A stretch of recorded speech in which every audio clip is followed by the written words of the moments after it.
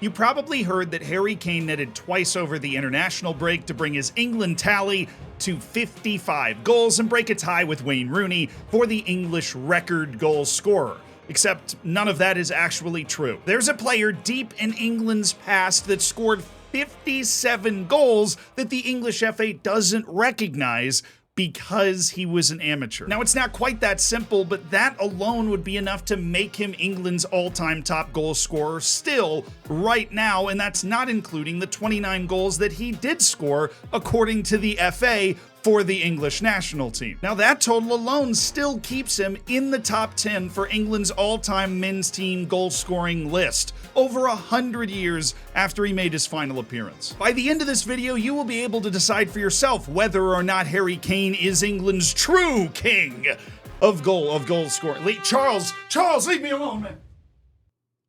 Is he gone? And whether you think Harry Kane still is or not, you will know the story of one of England's best ever players, Vivian Woodward. Now, I'm warning you, you're going to need to break out your calculators for this one because the future Tottenham and Chelsea star Vivian Woodward was born in 1879. Now, according to this tremendous bit of calculator work, that was 144 years ago. Now, if you take yourself back to 1879, there are still royal families blanketing every country in Europe. The first ever international football match was played just 7 years ago.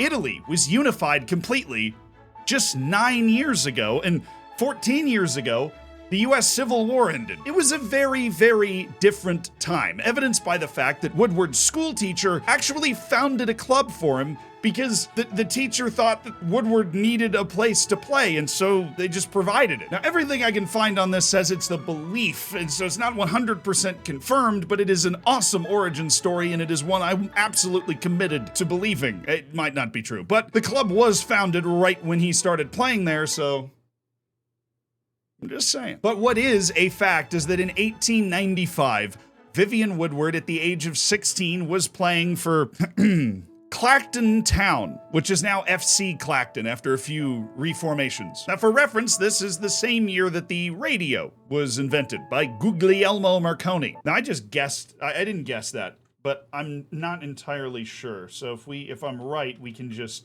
I'm totally right, aren't I? And people said a history major in college was useless. And honestly, that was great for everybody because how would they have scouted Vivian Woodward before the invention of the radio? Telegraph?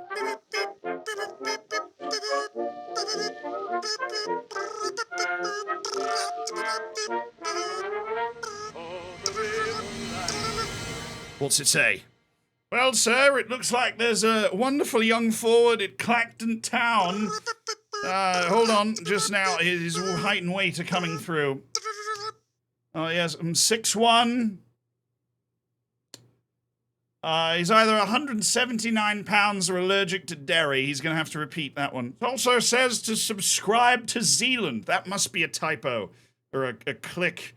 Oh, yeah, is that? Huh. For journalistic integrity, I made up the height. I can't actually figure out how tall he was anywhere, so that was a fun Google. The start of Woodward's career in 1895 is also the first year that Clacton Town joined the North Essex League, and in his final 2 years at the club, they won the Division 2 of the North Essex League, which is exactly what every young footballer grows up dreaming to win. But don't get it twisted, Woodward was an outrageous athlete. Every one of the sources said that. When he was 12 years old, he was already on his school's top cricketing team. He was a brilliant cricketer, and his dad actually only let him pursue football, soccer, when he was 16 years old, so when he started with Clacton Town. And I know this was like 125 years ago, but even back then, the big clubs had eyes everywhere. And Woodward's ability was apparently very hard to miss. And in 1901, Tottenham found him and signed him, as much as you can sign an amateur, because Vivian Woodward was an amateur for his entire career. In fact, when he was signed, Tottenham announced that he would be playing for the team when it was convenient for him to play. He actually worked as an architect. But even without professional status, he made his impact immediately upon arriving at Tottenham. The Sporting Chronicle gushed, Woodward is a great initiator, the personification of unselfishness. He is quick to grasp the ever-changing situation of the game, and above all, He's very cool. Now that quote is pulled from this article written by the Royal British Legion commemorating 100 years since the Somme, which Vivian Woodward fought in after his playing career because he's that old. And in this article written by the BBC about Woodward, we find Norman Jacobs, who wrote the biography on the guy, titled Vivian Woodward, Football's Gentleman. And he echoes what was written about his game. In a day when it was a kick and rush type of football, he was very strategically minded. He was very astute.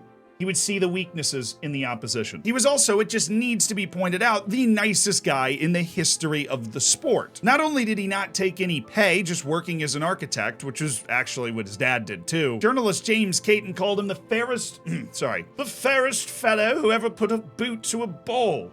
Much was required to arouse him to resentment because his game was all art and no violence. When he was recalled for an FA Cup match during World War I because the starting striker at Chelsea was injured, he was given leave by the army to go. But then when the starting striker recovered in time for the FA Cup final, Woodward opted out of being called in because he didn't want to deprive that guy of the opportunity of playing in the FA Cup final. How about the fact that in 1908, it was widely reported that in a match against Millwall, Woodward scored a goal, and the referee wasn't sure if it had gone over the line or not, and then Woodward had told him that it did, so the referee gave the goal. Today, that would be a massive controversy, obviously, but at the time, the ref actually said that it was well known that Woodward would not cheat, so he trusted his word. He was that much of a nice guy. That, or he was running the greatest long con of all time so that he could score as many goals as possible by just saying they went in. I think we're breaking news on a conspiracy. But what you're here for, national team stuff. And his England career started in 1903.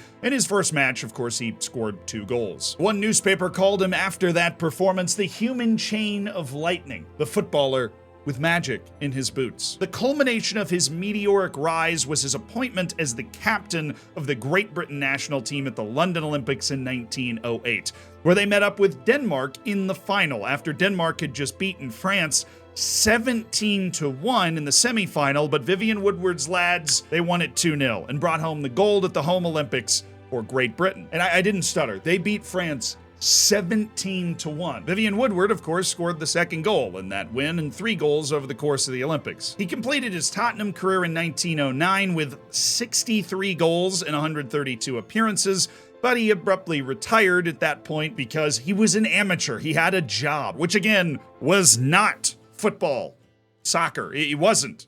It was architecture, actually. But he had a friend at Chelsea who tempted him out of retirement the next year because Chelsea was having injury problems, so of course he goes on to make 116 appearances for Chelsea over the next 4 years and score 34 goals. And that run was only ended by the start of a little thing called World War I. He entered the war in 1914, and in 1916 he took shrapnel to his leg from a hand grenade blast that essentially ended his top-flight career. But he had already scored more goals in an England shirt than any other player ever, even now. But the issue, the crux of the whole video, and the reason you are probably here, is that he actually did it for 3 different teams. What? No way! I know. And it has taken me a long time to unpack, so here you go. We'll start with England, like the England, where he made 23 appearances, scored 29 goals, and captained the team 13 times. Now, those 29 goals for the English national team made him England's top goal scorer for a 50-year stretch, which is a long time. It's half a century that he was England's top goal scorer, even according to the FA. But of course, he played like 3 million years ago, so that was a while ago. But why so few appearances? If he's this great player for 13 years at really the top level, not all of it was at the top level, he had to get Tottenham promoted, but you know, most of it was at the top level. How do you only make 23 appearances? Well, here's why. The England national team only played about 3 matches a year, and those were in something called the British Home Championship, which if you're a bit older, you might actually remember. It was a championship between Scotland, England, and Wales, and eventually Northern Ireland to see who would win. And that was essentially the only national team games that England, recognized by the FA, was playing. It also went on 2 tours of Europe, so he did rack up quite a few matches in 1909 and 1910. But mainly it was just British home championship matches, like 1 to 3 a year. That was it. But the majority of his goals were scored for the second team that he played with, the English amateur national team. Now, I know what you're thinking. Oh, he played in an amateur national team. They must have been playing amateurs and blah, blah, blah, blah, blah. Well, you're not entirely wrong, but you have to remember that this guy was really good, and he was also an amateur, and the fact that the vast majority of the matches that this English amateur national team played are recognized by FIFA. But I'm getting ahead of myself. This team operated much more like a modern national team. It played a lot more matches. It played all over Europe. It played the best teams in the Commonwealth all over the world, and was on the field a lot. He appeared for the English amateur national team 44 times and scored a ridiculous 57 goals. This isn't against a bunch of chumps either. This is against Germany, Belgium, France, Hungary, South Africa. Very competitive, competent national teams in this day. And most of those teams were fielding a vast majority of professional players to play against the English amateur national team. And because of that, 30 of the 44 international appearances Vivian Woodward made for the English amateur national team are considered full English national appearances by FIFA and the FAs that this English amateur team played against. They're only not recognized by the English FA. That's the only part of this trio that doesn't recognize those 30 appearances. And those 30 appearances include 44 of Vivian Woodward's goals. That brings his total goal tally with his 29 from the FA recognized England matches to 73, which is 18 ahead of Harry Kane. Now, the other 14 appearances by the English amateur national team are not FIFA-recognized international matches, and that takes away 13 extra goals that Vivian Woodward did actually score in an England shirt. And it's worth pointing out a big reason for that is that some of the teams that the England amateur national team played against were also other amateur national teams. They played teams like the Northern Ireland amateur national team, which obviously wouldn't have the formal FA behind it either to recognize it and make it a FIFA official match by today's standards. But one could argue that level of competition against the other amateur national teams is actually higher. He only scored 13 goals in those 14 matches. You add those in, he's at 86 goals wearing an England jersey. That's 31 ahead of Harry Kane. And according to his biographer, Norman Jacobs, he also scored 4 more goals in official England matches that are now not recognized by the FA. That actually takes his tally beyond what you saw in the thumbnail to 90 goals while wearing an England shirt. A little sidebar here to let you know that the Olympics counted as England amateur appearances for those that are interested in record keeping. Because Great Britain's the third team he played for. You get it. Where was I? 90 goals is a ridiculous mark. And his list of achievements wasn't done. After he came back to play with Chelsea, he ended up captaining the Great Britain men's national team at the 1912 Stockholm Olympics, where Great Britain won the gold medal once again. 90 international goals for England and 2 gold medals is not a bad haul. And strangely enough, because of professionalization and then politicking between the different FAs within Great Britain, that's the last gold medal that Great Britain has won at the Olympics in men's football. And that means Vivian Woodward captained the last British men's team to take home the gold 111 years ago. He returned from the war and was still healthy enough to be on Chelsea's board until 1930, and then he slowly gave up his architecture practice and went back to Clacton to just run a small farm. By 1953, his health was failing, and 2 friends that he served with in the war, Bruce Harris and J.R. Baxter, visited him in a nursing home in Ealing. Now, Bruce Harris was a journalist at this time, so he actually wrote down his reunion with England's potential top goal scorer. We found him bedridden, paralyzed, infirm beyond his 74 years. Well looked after materially, the FA and his 2 former clubs are good to him. Relatives visit him often.